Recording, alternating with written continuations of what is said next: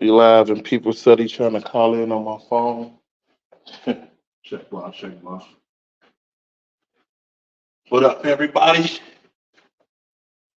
See, check boss. There we go. See. What up, everybody? There we go. See. All right, bet. What up, y'all? This is the Board the Coach podcast.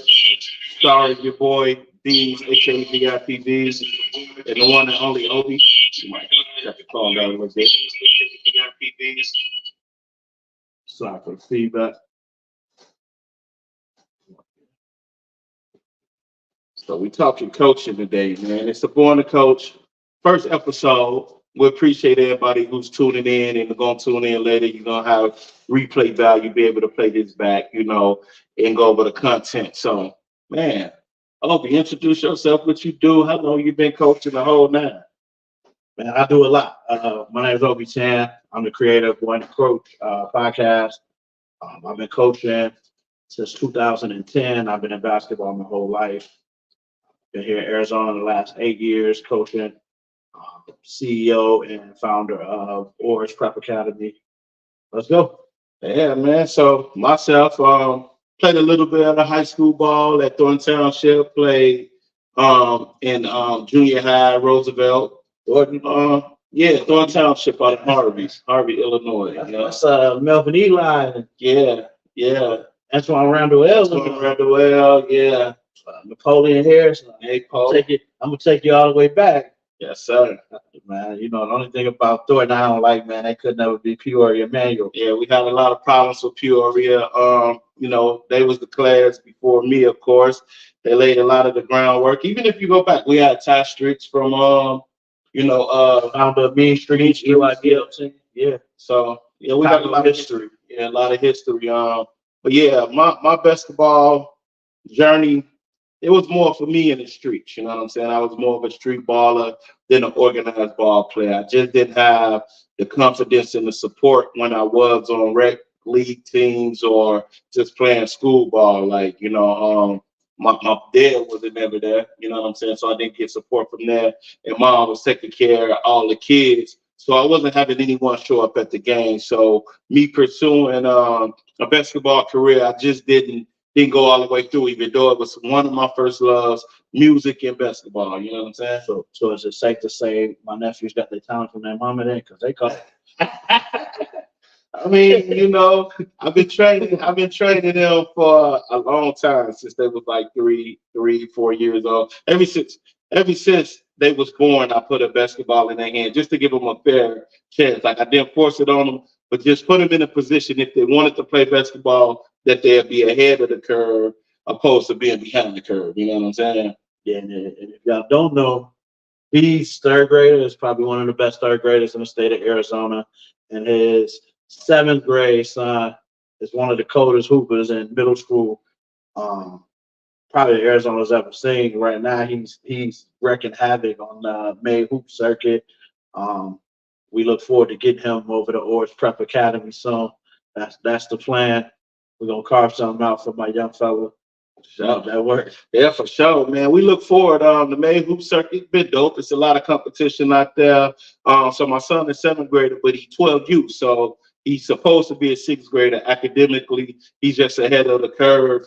And he getting the opportunity to see some of the best 12-year-olds that's on the West Coast right now. It's been fun. We just got back from Seattle. He definitely did his thing. His team did their thing. Shout out to the coaches over there.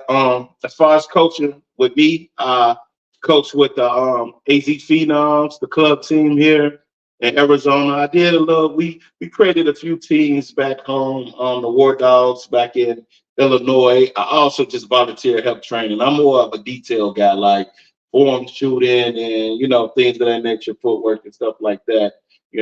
Well, if your work is provided in those two boys, it definitely shows. I see bright futures for them.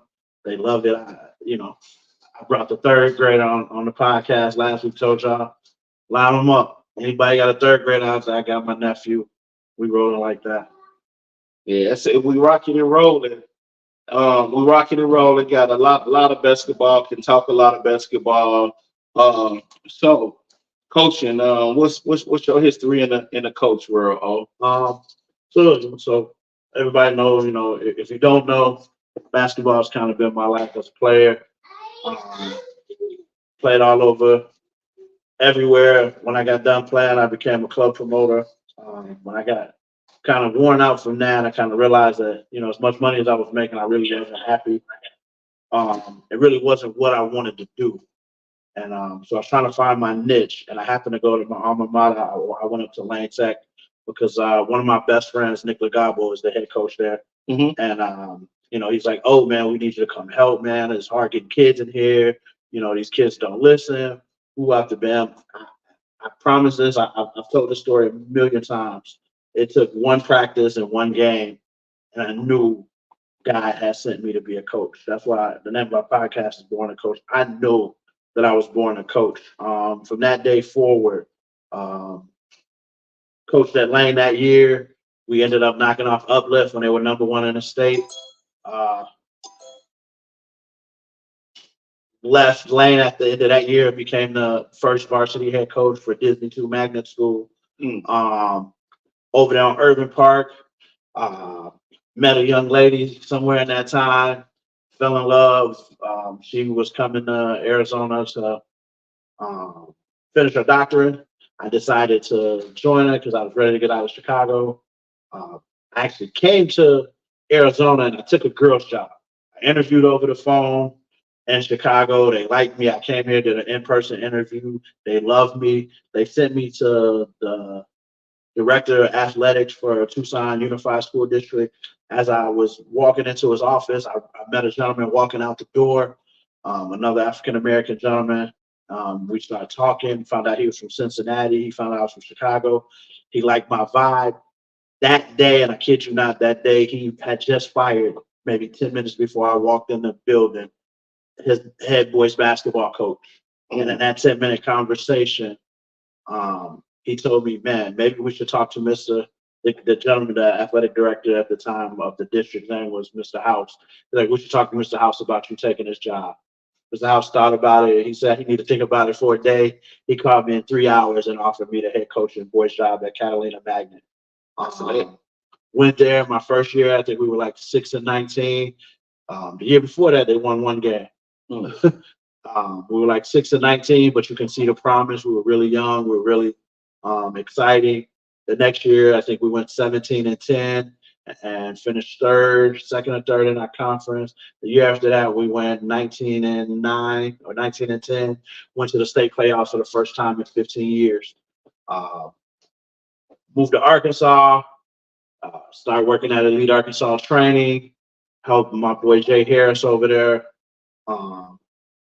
Build up Elite Arkansas Training there. The good thing when everybody was panicking about COVID, we kind of blew up because parents needed someplace to take their kids. We were the only private gym in the area. We didn't have to close down because of COVID. We just followed the guidelines. And when I say we blew up, we blew up. We went from probably training about 25 kids to about 125 within the first month of COVID, and it just continued to get bigger even to this day. It's still the biggest privately owned gym in Northeast Arkansas. My boy Jay is doing big things. I talked to him the other day. I'm so excited about what's coming there. Decided I was ready to come back to Arizona and coach. I took a job at Sabino.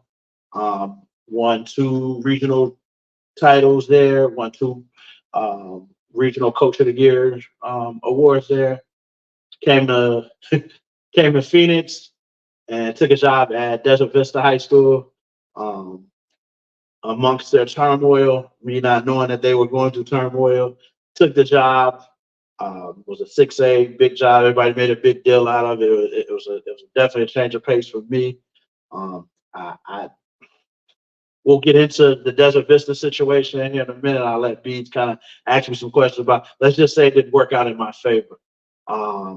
Decided to leave Desert Vista, let them tell it, they let me go. Either way you want to look at it, it did work. Mutual understanding. It's a lot, man. It did work. Your resume shows. Left there, went to PHH Prep, coached the PHH Prep last year, coached in a state championship game last year. We lost to Dream City. Funny story about that. Before I took the job at PHH Prep, I interviewed at Dream City to coach the exact same team that beat us in the state championship. Bittersweet, but I think we got more kids in the college from our team than they did from theirs, and that's my ultimate goal. They had a hell of a team. They still have a hell of a team. Look forward to setting them in the near future with Orange Prep Academy, to PHH too. I got some unfinished business. Those of you guys that know me, you know last year was real trying on me, personal problems. My mom passed away. I decided not to coach this year. I decided to just kind of stay away from the game for a bit, get my mind together, kind of get my family affairs together. Woke up one day, I'm gonna say I woke up December 31st and my whole energy about life changed. And it's not a new year, new me thing. This is a new energy thing. This was like a new outlook on what's happening. December 31st, I woke up like no negativity. This year's gonna be my most positive year. I've kept to that to this day. And I created Orange Prep Academy January 2nd.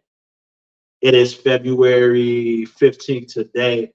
Orange Prep Academy was not scheduled to open until August of 2025. It will open August of 2024 with the academic partner, an e-gaming partner, coaches.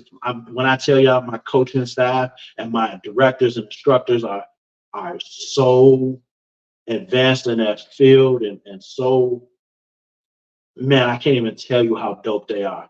Like the surprises that I have come in and the things we have in works, what we're gonna do to platform kids and help them reach their dreams. It's so amazing. And I can't give up too many details. I got a couple of, I got to put my giant Hancock on a couple of things, but man, I can't explain to y'all what's about to come. And I'm not talking I'm going to get like, Steph Curry's son, and we're gonna try. I'm talking.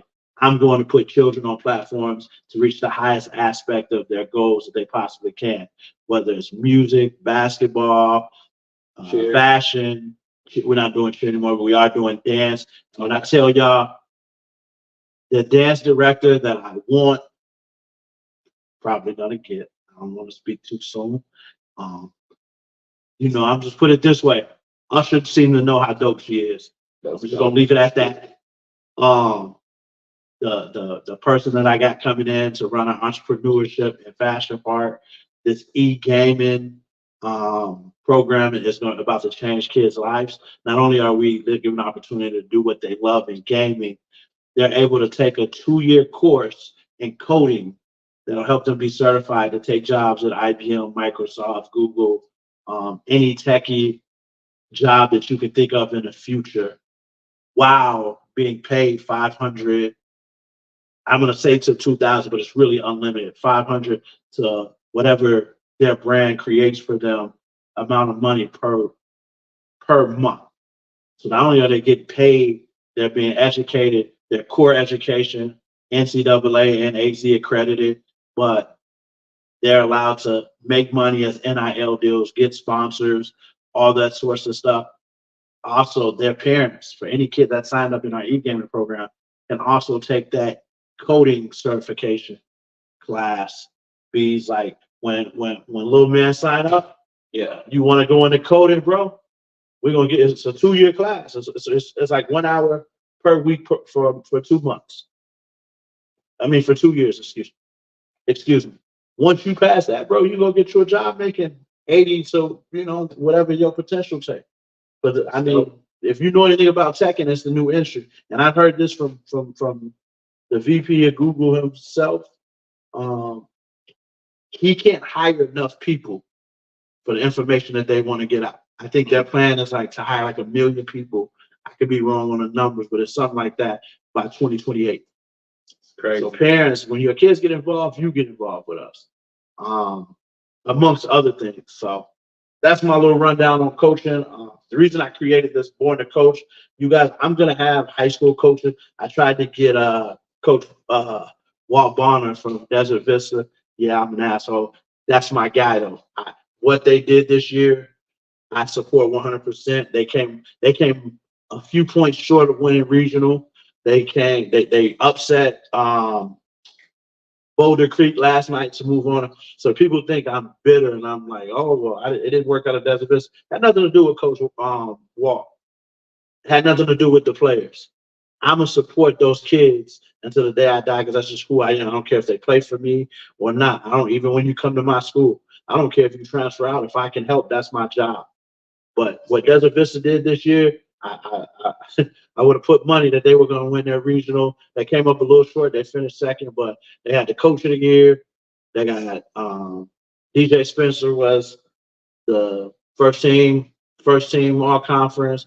My little point guard, Nico Velez was the first team all conference. They got another freshman kid there, LJ Diamond, who's going to be listen. You haven't seen those three play. And Alex, I can't think of Alex's last name. Go see Desert Vista because in the next year, they're going to be amazing. Unless that, they'll be amazing. They got an invitation to oars whenever they want. But as long as they're at Desert Vista, I'm going to still support them. Shout out to Coach BJ, Braxton Williams, my brother. He's doing a great job over there, assistant Coach Bonner and Coach Fabian. But they did a great job this year. I got a chance to watch them play a couple of times this year, and I was very impressed. And so I tried to get Coach Bonner on. Communication didn't work out. I don't even think he got the message where I sent it to, but we'll try to get him on later in the year just to talk basketball and kind of celebrate his success. I'll get some other coaches on. I'm going to get Coach Randy Bland in here with us. Used to be a coach at Buckeye.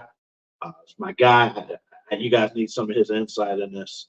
I just think, Coach Bland is a great coach, a great advocate for athletes, and we're going to keep pushing this thing as far as we can go. Yes, sir. Man, that's a lot, man. I hope y'all digesting all this information. It's a lot of great information and great content. As far as coaching go, man, what do you think the biggest difference in between AAU basketball and coaching and school basketball? From it could be middle school or junior high, it could be high school in the AAU circuit. Like, what's the difference? I think the biggest, it's almost like a gift and a curse, right? The biggest misconception is like, you go to AAU, you get more offers because you get to play freely. AAU is all one-on-one basketball. The problem with that is almost like running gun, open gym basketball. And the problem with that is some of the kids that you get, as raw and talented they are, they go to college and they don't know how to run sets. And college is a business. It's coaches there running, set after set after set. And if you don't know how to read the game and understand, you're going to struggle there. That's why you have some guys that struggle in college and they go to the pros, and they're pros because, even though style of play, but I think, so I'll give you an example. Devin Booker. He didn't really struggle in college, but he wasn't a great fit for the college game. He was a great shooter in college. Right. If you see Devin Booker now, he in his bag with everything that he does because it's more ISO, it's more, but what happened when he got to college was he learned how to read the game. Right. And so now you can't, there's certain things, it was a big issue about, I think it was him that complained about somebody double teaming in practice. Oh, yeah, it was him. Yeah. Uh-huh. Yeah. But now he can read every double team. That was early in his career. But if you watch him now, man, you can't do. I watched him play the Warriors the other day. It's like, there's nothing y'all can do with him. Pray he missed. Yeah. And I'm a huge Warriors fan, but I was just like, the transition between the two is like, AAU, you get showcased. Then you have to come back to high school and ask you to set screens and move without the ball and do certain activities in basketball that you don't have to do in AAU. So the discipline's a lot different. So you think high school basketball translate better into college, and AAU basketball kind of translate better towards like an NBA style player? Or no, I think AAU basketball at the level that I see it at, right? Because AAU is overboarded and saturated. Yeah. At the level that I see it at, AAU basketball, for those that are talented enough to play professionally, it's great for them. Right. For those that aren't, it kills them because when they go play high school basketball and they can't like I'm trying to do something I really can't do here. So then I go play high school basketball and I'm trying to do the same thing I was allowed to do in AAU, and it doesn't translate, and you don't have the talent to make up for the discretions. Like some people just have the talents, like you hear about. I'll give you an example, like pro basketball, right? Michael Jordan and Kobe Bryant running a triangle offense. Well, a triangle offense is meant to start with the big, or in the mid post or low post, get the ball to the post, and we run a triangle off of it. Well, when they lost track of the triangle offense, their talent succeeded their inability to run the triangle because they can take over a game and go get a bucket. Right. Well, you got kids that aren't that talented that's trying to do those things and because AAU is telling me, man, running, trying to get the ball, first one to get the shot up, whoever scores the most points is the best player, which is not the truth. But then the mentality is, well, you hear parents talk about it all the time. My kid needs to score more. My kid needs to shoot more. No, your kid needs to learn the game more. Yeah. Your kid needs to understand, the roles of the team, not be settled with the roles, but understand this is my role on this team. When them dark hours come, let me go work on this stuff that I want to be able to do when the lights are on. And you can't just go and walk in the gym when the lights is on and think you can just flick your light on. Yeah, that leads me to a couple things. You know what I'm saying? One, off of what you're saying, is it's a big thing about kids who do AAU play more games than they do the training. You know what I'm saying? So it's more games played than actual time putting in the work to develop the skill set. You know what I'm saying? And these coaches just allow players to pull up. And it seems to me at times that the AAU circuit is a lot of the times, and this ain't everybody, it's more about that program than the kid. Like that program making the name opposed to the kid making a name because they're chasing their own dreams and own deals, and they want to be on Nike platform or Adidas or Under Armour, so they just allow kids to come, and it's less practices, it's less training. You know why I allow a kid to come? You know why all those coaches keep calling your phone about your son? For whatever reason, and I don't want to say this wrong, politically wrong, because I don't care if I offend people, but I don't want it to come off as me trying to offend people, right? Right. Some coaches look at players as property. Oh, that's my kid. I sent him there. I got him there. Never acknowledging the work that the kid did. Yeah, they listen to you. Thank God you have the knowledge to give it to them. But you go, and like you said, there's coaches that are trying to get jobs off of these kids. There's coaches that's trying to get paid off of these kids. There's coaches that's trying to make a name for themselves off of these kids. It's their only claim to fame. The reality, it ain't some of it. It's a lot of it. It's majority. Yeah, it's majority of it. A lot of it is a money grab. Why do you think it's 95 AAU teams in Arizona? Yeah, because my kid didn't get a chance to play with the best team, so he's gonna be the best player with him and his friends. And then because I got a few dollars, I'm gonna make this work. Yeah. Or because I know a few parents that'll pay me $2,000 for a summer, we're gonna go do this. Or that kid, here, we're gonna pay you X amount of dollars to come play for us. We're gonna give your parents a couple of $1,000. We're gonna pay for their flights and their hotels. And again, it's the game, right? It's the game that we're in. It's the game that we play. But the reality is, to your first question about more games than training. So the problem with that is more games than bother nobody. I guarantee you, and I've been around. We play more games. Now I'm not talking AAU because even there's restrictions on AAU, right? It's like you can only play 2 games a day. Yeah, definitely. I can remember being a kid. God is my witness. High school basketball in the morning. Park District basketball in the afternoon. Open gym after that. Yeah. Close down the park. We're outside and open the playground. We're in the hood league. You know what I mean? But the difference is most of these kids don't work out unless they have a trainer. I train basketball players. I tell my players all the time, don't wait for me to walk in the gym with you. Right. Go work on your game. How many kids do you see outside right now on an open court? Now people say, "Oh, we live in Arizona," but it's so many. It's so many courts. It's so many in every. But you can't like. I understand not going outside. But how many kids did you see in the gym? My son was outside. I mean, that's fine. When I was a kid, I went out. We went out. Rain, sleet, snow, hell, whatever. You got to pop. But again, you got somebody giving him, go. No, young fella, go get outside and get your work in. Yeah. But for the majority of these kids, if it's not a trainer involved, oh man, I ain't getting no better. And then the problem I have with trainers, let's keep it a buck, right? We're training the same player in every kid. Yeah. Every kid is training the same move, the same between the cone dribbles, the same Euro step, the same step back three.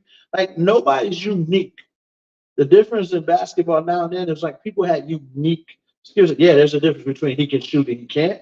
Yeah. There's not a difference in the moves of he can't shoot. Yeah. And it's like nobody had, in Arizona basketball per se, it more so the mentality is bad. Yeah, I can do the moves, so I'm arrogant. I got all these scouts and ranking guys see me score 20 points. They're telling me how great I am, right? And blowing smoke up my behind. They're not helping me understand what I need to do to get better. Exactly, and that's what I don't see a lot of. Like I see these kids playing every weekend, right? But I don't see them. They say they in a bed. But they beg so limited to me, you know what I'm saying? Even from a fundamental standpoint of what you're saying, setting screens or building up that left hand stronger or being able to read the pick and roll, like I just don't see it. Like how many training sessions have your son done here with like a trainer? Like somebody say, I want to work out. I did a couple. Okay, that's cool. Yeah, ain't nothing wrong with that. Again, like I said, I train. And I'm not trying to knock nobody. Shout out Mike Boyd. Okay, Mike, what's up? Pete. Yeah, salute. Hey, Pete, cool. I love that program for what they do. So here's my question.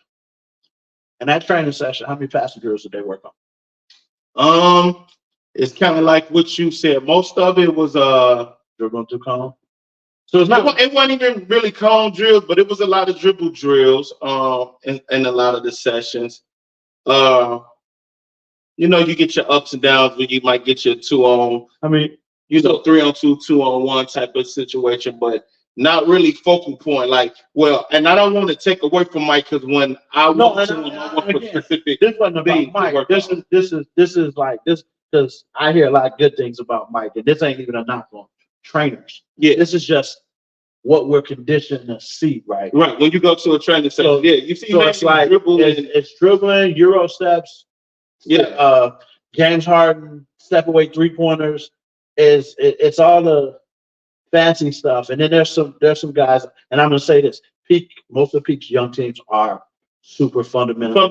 Yeah, that's how they beat some of these teams. Yeah, they fundamental. But what we miss is these kids don't get out and just play. The difference between when me, you, Mike, I'm gonna give my boy Boo Fronts, who's out here, Ron Davis with Team Fan. Like when we was kids, we was outside playing.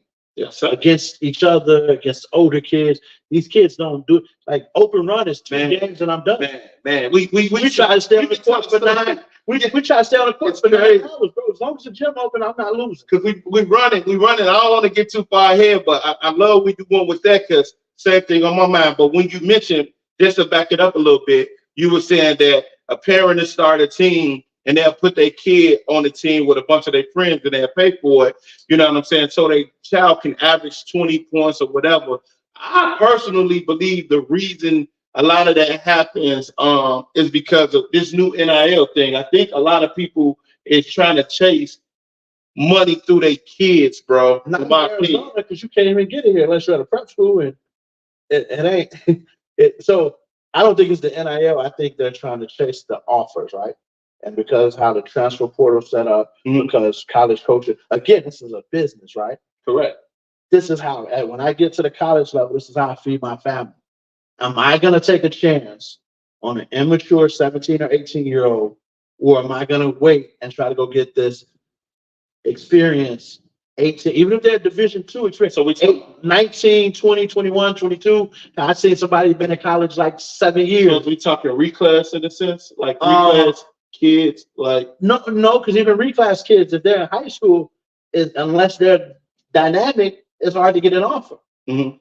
It's the like colleges are looking for older players. Mm. I can show you 15 texts in my phone, but coach, I need your guys are great for next year. If they can go somewhere, if they can go to post grad, and then we can take them the following year because we want older kids. Mm. We want older kids, and it makes sense. So what separates being young and getting an offer? The stars you get from ranking. Well, here's the problem. Everybody's chasing that ranking, but nobody's doing like we'll train. There's some kids that are dedicated. Like there's some kids that are locked up. So I won't say nobody, but a lot of our kids just do what they're told, and then it's like when it's over, I'm going home. I'm going to chase a girl. I'm on the phone. I'm trying to be a YouTuber. I'm trying, which is all great and moderation. Right. Right? Because I'm not knocking anybody. There's different ways to make money now than when we were kids. And who knows if we had that, what we would have been doing. But even then, when we had the party line, that had to wait till I finished killing old boy, because the other neighborhood was coming to my neighborhood. We going to play. So what do you think about okay, so my son is 12U, which is technically 6th grade, right? But he's a 7th grader. Coming up in our era, in our generation, we prided ourselves on playing the older kids, like going to different neighborhoods, playing the older kids. What I've been seeing a lot being on the circuit is these older kids playing against the younger kids. So you have somebody who really supposed to be 8th, 9th grade playing down. Is that because the colleges want more mature players, or is that because it's kind of both? It's a double-edged sword, right? Because we can dog that out, right? We can dog out reclassing. We can dog out the reason people do things. The reality of reclass, most reclasses is if like there's a kid that was at PHH, I won't call him by that, but he was underdeveloped body-wise. When he went to 9th grade, he had the body of like a 6th or 7th grade.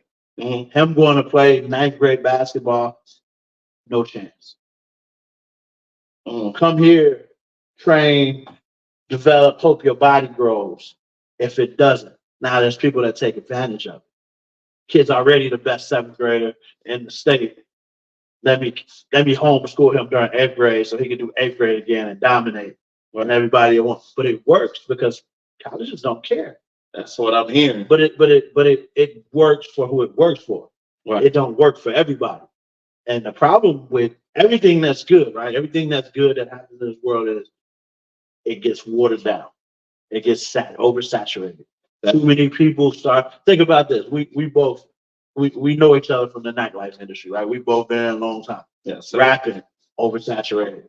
Definitely. Oversaturated. Definitely. AAU, oversaturated. Definitely. You see what I'm saying? So now what's oversaturated? Well, everybody wants to reclass. Everybody wants another chance to go to Duke or whatever, because they think, well, I didn't dominate my class. So here's the problem. If you don't dominate where you are and you reclass, you're probably not gonna, being older doesn't mean better. That's a big chance to take. Because like for me, as a kid, I can't remember, like I played pros as 13. I can remember us beating a team of Ronald Dupree, who was on the Detroit Pistons, Reggie Brown, who's one of Nike's best trainers and an NBA agent. Also, my mentor, T. Parker, who was an overseas player, Mike, what's Mike?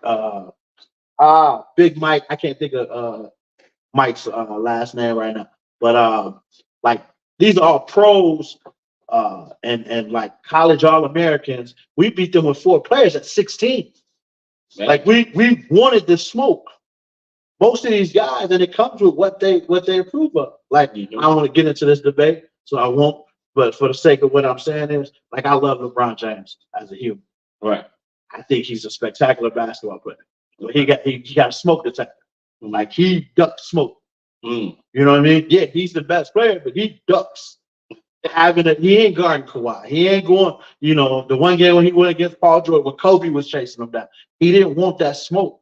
I got you. He takes advantages of his mismatches. And so that's their hero.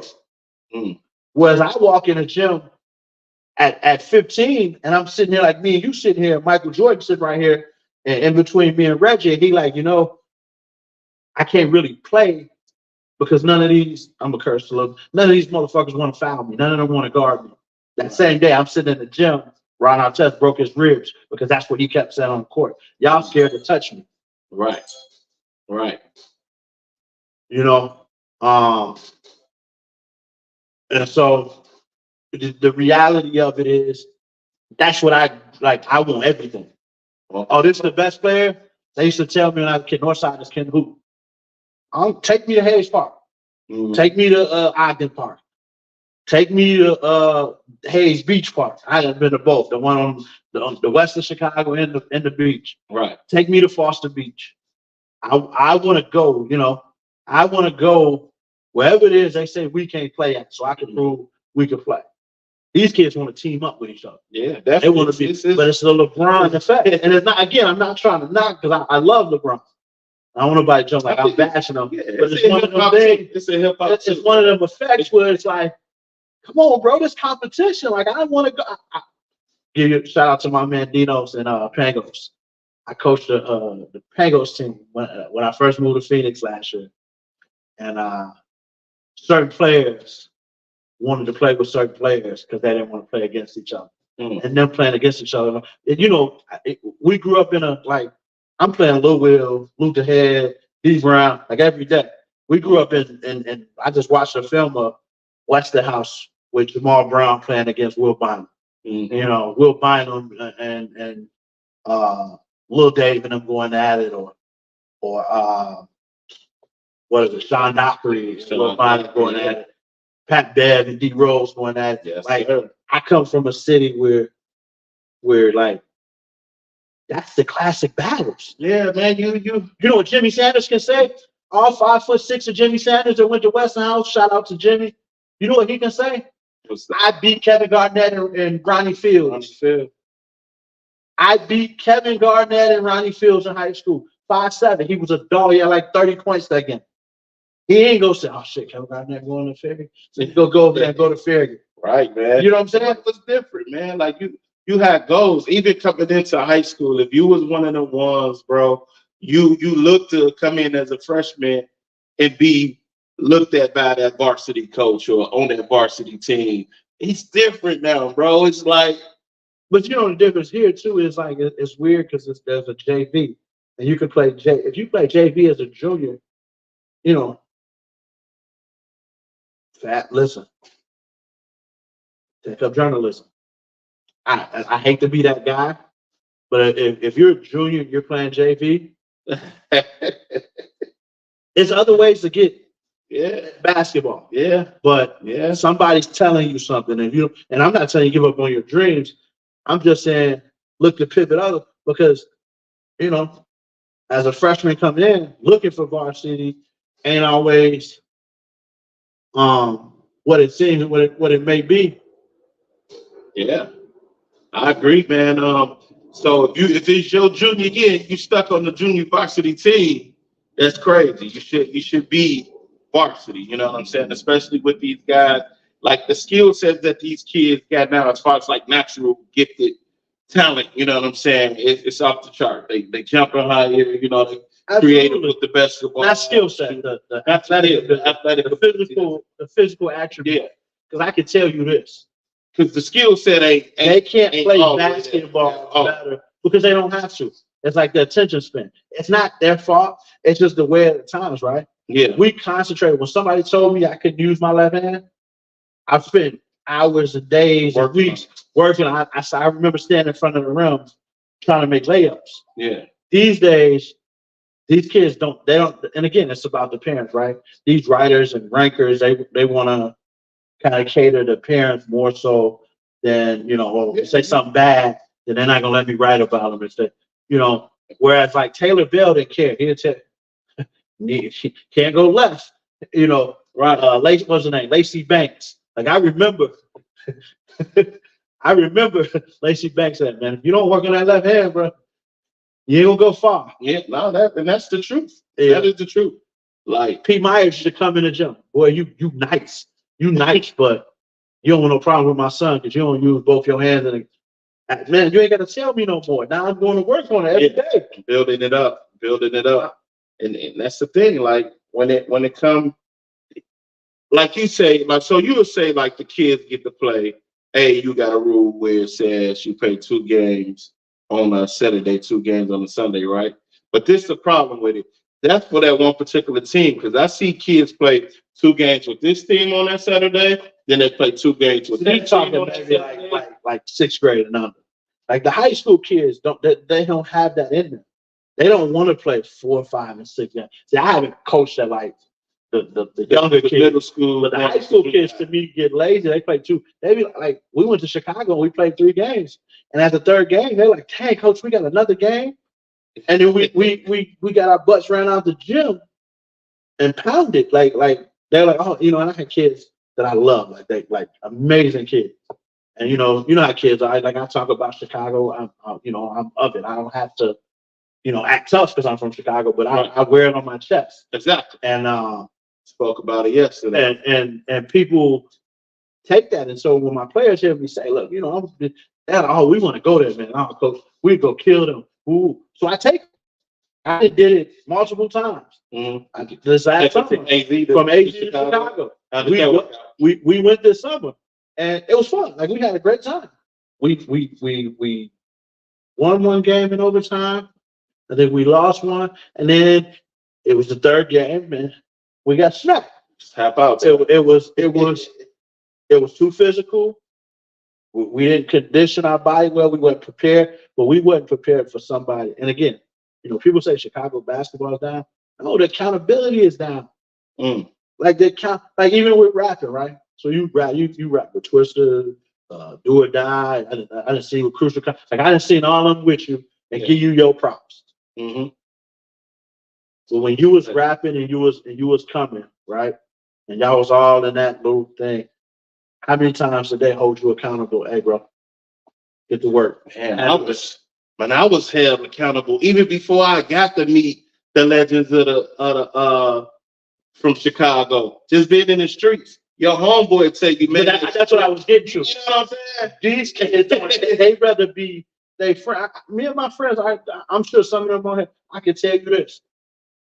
And it's no exaggeration. There's a lot of haters up there. They're gonna be like, "Oh no, we beat y'all once, right?" Right. We went like 10 years and 5. Like that's not even an exaggeration. Like we had open gym tournament, and we played as a cohesive group. The faculty, like we went like 10 years and 5. But part of what we did was we argued amongst each other. We held each other accountable. Exactly. I couldn't shoot at the time. Like my jump shot was like all over here somewhere. Mm-hmm. That ain't your game. If I start shooting too much, my boy Tree will be like, "Man, go to the basket." And I'm gonna go put my shoulder in somebody. Yeah. You're gonna go get it right. If somebody getting killed on defense, I'm gonna switch. I got him. Look, stay right here, do this. I can see the game. And my boy said this to me the other day, and I got offended. But then I realized he's right, which is why I coach, because of the way I could see the game better than I could play it. And I was a good player. Right. But I could see the game and what a person can do better than I could actually physically do the actions. And so part of that was that's my strength. That's why, when I went to college or whatever, I led the nation in steals. That's why I'm still in the record book of my college for steals in the game 20 years later, because the things that I could see, I can't explain. Right. I can't even teach them because I try. I promise you I do. But I learned how to do it because my brothers every day held me accountable to stay true to who I am. These kids ain't no accountability. Is I'm going to get mad at you and we're going to fight. We're not friends no more. Or I'm just not going to say anything because you're the best player. And, that's why I love Pat Bev so much. Man. He hold everybody to the fire. Man, absolutely. And I think you need that on all teams. You know what I'm saying? Somebody that's going to be a vocal leader, going to display it on the court, going to lead by example, and hold everybody accountable. A lot of times, like you said, I can secondhand that from the coaching experience I have. Like, these kids do not want to talk and communicate or tell the other person this, that, and the third. I don't know why. Back in our day, I think, and I ain't even trying to compare the generations really, but it's like we really held each other accountable. Like, and I don't know if it's just because we like to talk. I don't know if it's a regional thing or what, Because in Chicago, we're going to let you know. We're going to roast you. We're going to talk crazy. We're going to have fun. But if we on that court, we're so competitive that we want to win, then we're going to let that other person know. You want to know, you want to know how to win in Arizona high school basketball? Teach your defense. Teach the help to help the helper. That in itself, talent helps a long way, right? Yeah. But if you could teach help side defense there, you could take so many, because like you said, kids don't communicate. Kids are too cool to do the Draymond or the Ben Wallace or the Rasheed Wallace, where they're standing in the anchor and they're telling them, watch the shooter on the left. Like it's too cool to say that. Cool. You do that, then why you D-ride? Why you doing this? Yeah. That's what takes away. You hear it all the time. Yeah. Y'all just dick ride him. No, watch the shooter, and then when he smack it, or he makes 3 shots, ain't nobody yelling, man, get out to him. The effort sometimes is ridiculous. Because now I'm too cool, because now it's embarrassing, right? It's like the little kids you see in class, right? When the teacher calls you out and they laugh, and then the teacher keeps getting mad. They're not laughing at the teacher. They laughing because they're really embarrassed and don't know what else to do. Exactly. So it becomes a smile, and that teacher punishes them for it because there's no angle for them to teach it. They don't understand it. Right. You know what I'm saying? And it's the same thing in basketball. It's like you get cooked, which you don't want to do, because when we get home, my boy's gonna laugh at me. Now I'm gonna act like I'm too cool. I ain't playing for real. I've seen kids literally come down court and miss layups just because of the same reason. They act like it ain't none, but you know that pride is hitting them and steaming them, because it's just like, how do you miss that? Consistently. I coach players and I watch players who will get that fast break. They know all eyes on them, and they'll jag that layup just like that, man, at the rim, bro. And it's just like, it's just too cool. They don't box out. I see a lot of kids just staring. When I first came here, bro, I was disgusted with the basketball that I seen from the programs I have visited, or that was just I was at momentarily. You know what I'm saying? Because I was seeing kids cut with no purpose, like they're cut and not even expecting the ball. I'm like, yo, you been the guy hitting your head. There was no boxing out. And I sat and watched, and I didn't see these coaches emphasize on the fact of boxing out, cutting with purpose, like setting screens, like there's certain stuff that makes up, important parts of the basketball game. And another thing I think too, when it comes to coaching, I think some coaches try to train and some trainers try to coach, and sometimes it just don't work to me. Like, just because you're a good trainer does not make you a good coach. And just because you're a good coach does not make you a good trainer. You know what I'm saying? How do you feel about, that thing as far as like the coaching and training, and, coaches trying to be trainers in their sessions and vice versa? So like it's a crazy subject, right? Because I train, and I always say I train different, right? There's 5,000, maybe 10,000 trainers that probably can teach kids how to dribble, do cones faster, better than me, right? Mm-hmm. But I train on mentality. I train on implementation. Like, what can you implement in a game? Right. You know what I mean? For me, the kids here are very skilled. They lack heart and understanding. Man. And so it's hard for me to give a judgment on trainers or coaches that train. I'm not confused, but I can only speak for me. I'm a coach. Right. I'm not a trainer. I will train because of the necessity. I've had the privilege, and I won't even say train. I've had the privilege of sharpening tools for professional NBA overseas players. I've had the privilege of sharpening tools or training Division I collegiate players and high level skilled basketball players, right? Mm-hmm. But I also understand that my thing is I coach. I can break down film with you. I can break down situational stuff with you. I can see things before they develop, or I can give you the options of what can develop so that you can understand whose strength is what and which equation you want to take away. Yes. If he can't dribble to his left, well, that's what even if he takes a shot, make it. We don't take the odds on that. Yeah. But there's trainers here that are amazing. I tell you, Man, Vaughn is. Hey, listen, Hats off to you, Vaughn. my Real man, talk. my man Vaughn from Milwaukee. Yeah, Cole. a beast. The other Vaughn, the white dude that used to work with Nico Mannion, Cole. Mm. That Derek Bialy from PHH, Cole. Like flat out Cole. There's a few more guys that I've seen train, and I'm like, yo, they got work. They got, you know what I'm saying? Jerome Randall, listen, I'm gonna tell you this. One of my first camps I'm gonna do a camp, and I'm gonna announce it in a minute. But one of the first camps I'm gonna do when we get our program like together, Jerome Randall is one of the coldest trainers I've ever seen, because again, I train off mentality and implementation. If you watch how he breaks down things, and then I had the privilege. Oh, let me not cut that short. Jerome Randall is hands down one of the best on the West Coast. So then I had the privilege, like I say this, Jay Harris from Arkansas Elite Training is the best trainer I've ever been around. And that's not taken away from my guys in Chicago. I can give y'all shouts out. Sam McQuarters, Basketball by Blue, Starks is cold. Let's see who else I know that's training out there. Buck, Brandon Ewing. I'm trying. Hey, listen. I don't know if I can put this. I'm trying to steal Brandon Ewing. Come on out here, Coach. Coach Chris Harris with Mean Streets and Lincoln Park. Yeah.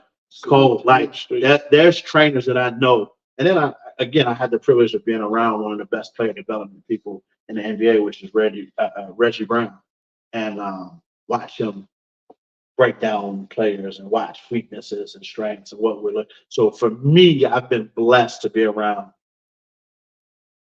evaluators of talent. I've been around Priority Sports. They ain't gave me no job yet. I've been around them since I was 14 years old.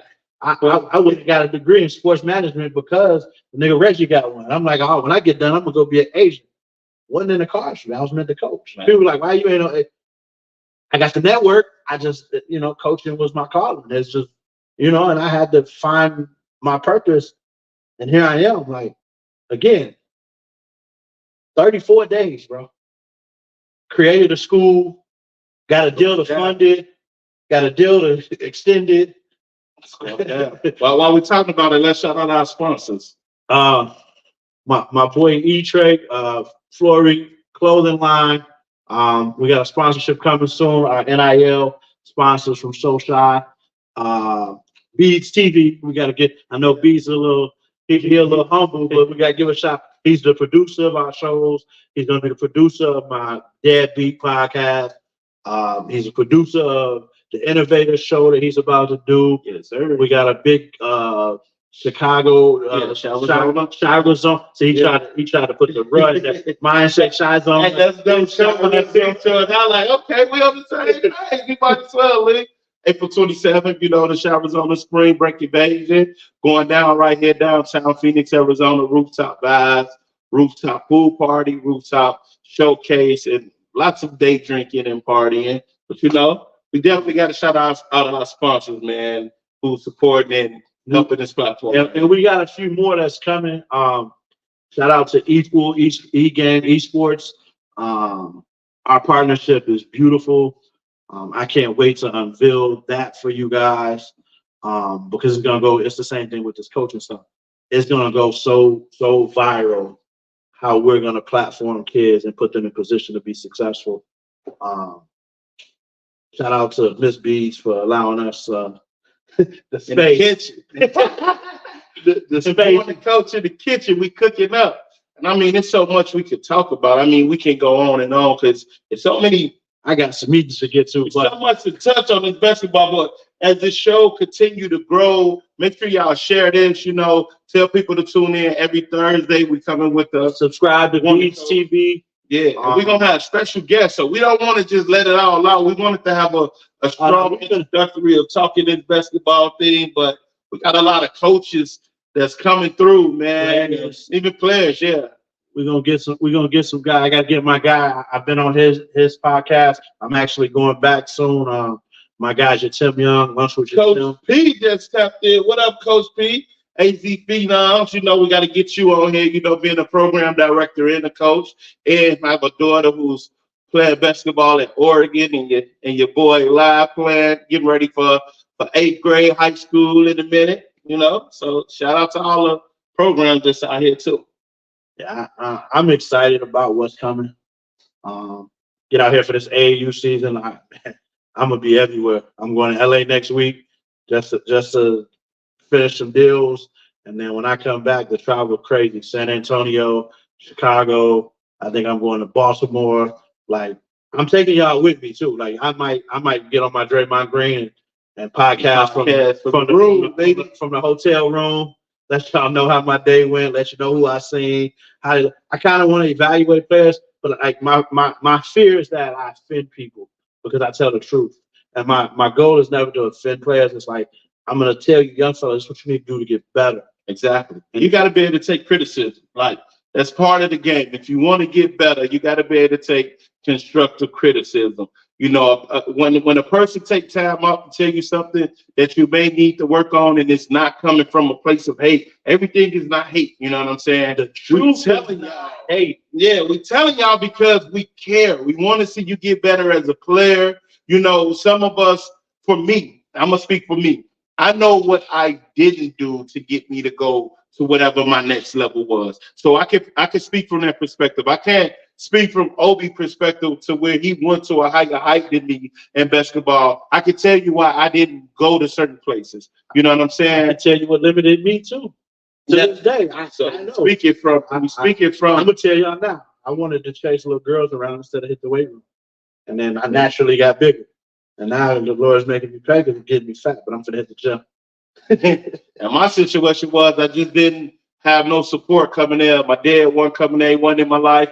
My mom was raising my other siblings, and on top of that, we needed money. So I started grinding, making money. So that distracted me from something that I love, you know, for something that we needed at the moment. So we trying to give y'all game. So that support, that lack of support, made me lack confidence in organized basketball. But in street ball, I was something else, man. I was something else. You could have called Beadz down at the Ickies. Yeah, get chased up out of there, man. They like, you ain't from the Ickies, your mom and your dad is. But nah, a lot of love, man. We've been all across the city of Chicago now. We spreading our wing on this West Coast. We've been a lot of places that life has been able to allow us to experience. We want to share up with y'all. Make sure y'all tune in every Thursday to the Born a Coach podcast, starring myself. I think next week we on the roof, weather permitting. We on the rooftop. We're gonna switch it up for y'all. The other thing is, if y'all have things y'all want us to talk about, questions, things you didn't like, things we said that, you know, I know, you know, it's some people that be like, oh man, you know, I was this. Like, get on here and ask us, talk to us. Yeah. Like, we don't know it all. If I knew it all, we'd be in the business that I'm in. I don't believe, although I think I'm a very good coach and I was born a coach, I believe in having the best coaching team. You know, even in this podcast business, I brought Beadz in as my producer because I could have sat in my house and did this, but I wouldn't have got everything that we're doing right now. I wouldn't have been able to get another person's perspective from a whole nother industry, and I wouldn't be able to get some of the attributes that come with having a producer or a Beadz on my side to take this fight on with me. So don't be afraid to ask questions. Subscribe to the pod, Beadz TV. Make sure you guys, my website will be up. I'm hoping by the end of this weekend, sometime next week. Just check out our website, orsprep.com, orsprepacademy.com. If you have interest in your kids going to high school somewhere where they're going to be spotlighted and platformed and given opportunities that are unreal, and I'll explain a little more as we go. And like I said, I get my signature on a couple of papers. Please come through. We got y'all, man. So this is the Born a Coach. We're gonna sign off. A lot of amazing things on the way, man. We appreciate y'all tuning in. Hit the subscribe button. Share the podcast. Let's get it. See y'all next time. Peace.